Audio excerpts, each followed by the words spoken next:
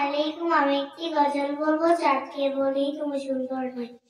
আমি চাঁদকে বলি তুমি সুন্দর নও, আমার মায়ের মতো। গোলাপকে বলি তুমি মিষ্টি নও, আমার মায়ের মতো। আমি চাঁদকে বলি তুমি সুন্দর নও, আমার মায়ের মতো।